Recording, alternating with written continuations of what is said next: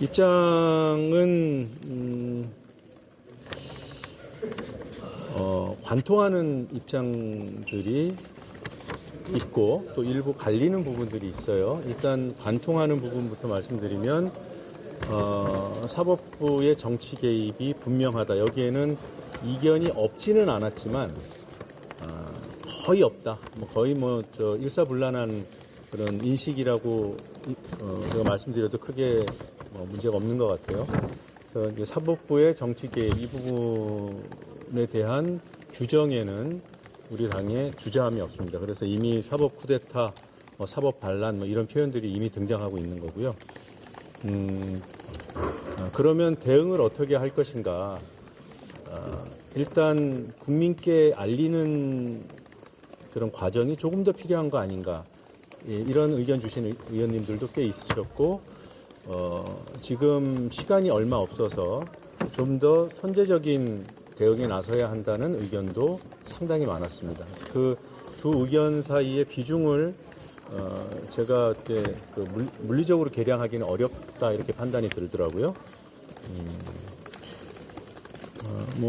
이런 이제 상황 인식에 대한 표현을 몇 가지 소개해드리면, 지금 상황에 대응하는 것은 123, 12.3 내란 비상계엄을 배제 의결해야 되는 그 과제를 우리가 인식했던 때와 비슷하다. 이 상황은 그렇게 엄중하게 인식하고 반드시 해결해야 된다. 근데 그 방법론과 관련해서는 이제 강론이 조금 다르긴 했습니다. 그건 조금 이따가 좀 더 구체적으로 설명드릴 수 있을 것 같고요.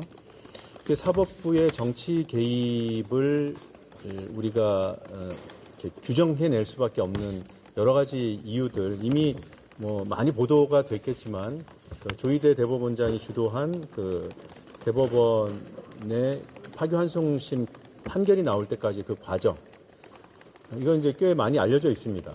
근데 그 이후에 이루어진 고등법원으로 기록을 내려보내고 또 당일에 재판부가 배당이 되고 또 배당받은 재판부가 바로 당일에 5월 15일로 기일을 잡고 심지어는 그 집행관 송달 방식을 결정하고 집행관을 보내고 이런 것들이 전례가 없었다.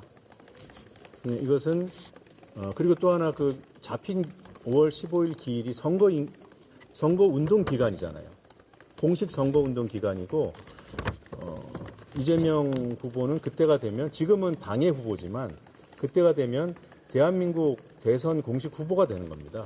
그리고 법에서 그 기간에는 후보자의 신분을 보장해 주도록 돼 있어요. 그 법 취지를 여러분들 다 아시겠지만 그건 후보자 자체가 중요해서가 아니라 국민의 참정권을 보장하기 위해서 그런 겁니다. 이 법 정신에 정면으로 위배하는 그런 결정이 대법원에 의해서 또 고등법원에 의해서 이미 이루어졌다. 이렇게 저희들이 보는 겁니다. 그래서 문제가 심각하다고 보는 거예요. 그리고 저희 당으로 온 여러 가지 제보들을 공유하는 그런 계기도 있었습니다. 이게 이미 상당 기간 전부터 이런 구도를 기획해 왔고, 그리고 그런 구도를 기획한 어떤 세력 안에 특정인이 존재하고, 그런 특정인에 대한 일부 특정까지도 오늘 의총에서 있었는데, 그게 누군지 캐내려고는 하지 마십시오. 그런 이제 또 다른 실명이 나오면 또 책임을 져야 되는 부분이 있어서 그건 우리가 비공개로 내부적으로만 공유했다는 점 말씀드리고요.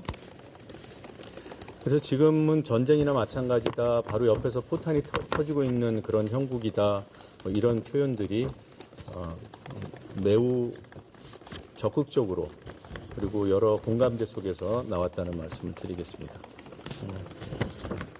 그러면 이런 사법부의 지금 말씀드린 그런 행위들이 위헌이고 위법한 것인가?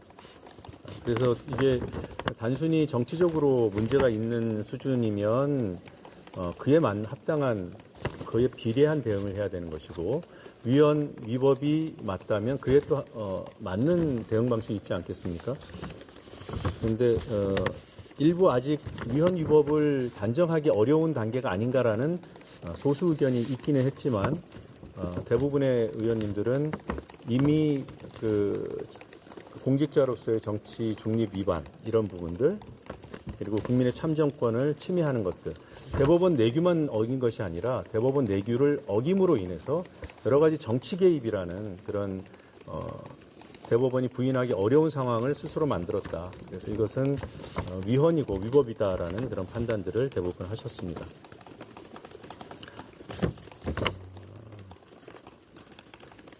그러면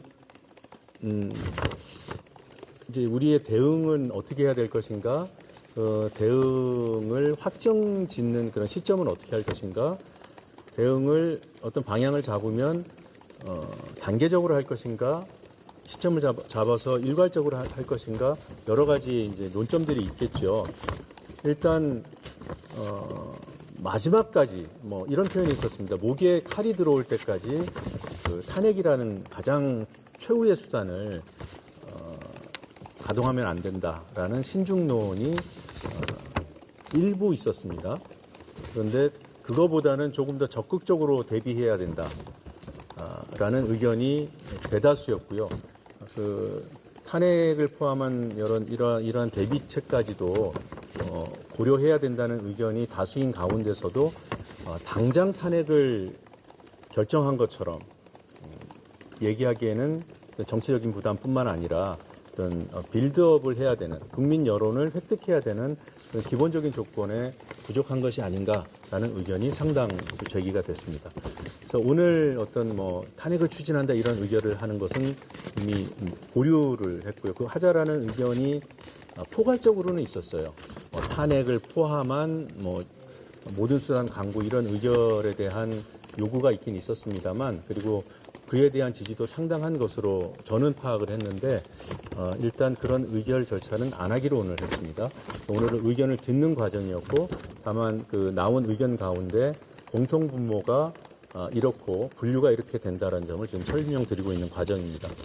그래서 빌드업이 필요하다. 이거는 뭐 언제까지 빌드업을 할 것인가라는 또 질문에 봉착을 하는 것이죠. 많은 의원들이, 의견을 개진한 의원들 가운데 가장 많은 의원들이 5월 15일 고등법원의 그 기일을 중요한 계기점으로 언급을 하셨어요. 또 고등법원 판결이 나오도록 해서는 안 된다라는 의견도 상당수 있었고, 그 이유는 고등법원 판결 이후에 그 불확실성을 해소해 줄 만한 어떤 의견도 지금 없는 거예요. 왜냐하면 뭐 법도 있고 관행도 있고 내규도 있을 텐데 그것들이 무시되는 상황이 반복되기 때문에 고등법원 판결이 나왔다라는 것은 그 이후를 아무도 모른다라는 것이고, 그건 곧 후보 자격 박탈까지도 우리가 맞닥뜨릴 수 있는 거 아닌가, 이런 위기감을 갖고 있는 겁니다. 그래서 5월 15일 고등법원의 그 기일이 어떻게 진행되는지가 매우 중요한데, 많은 의원님들이 5월 15일부터 시작되는 고등법원 절차를 최대한 지연시켜야 된다. 이거는 권리로서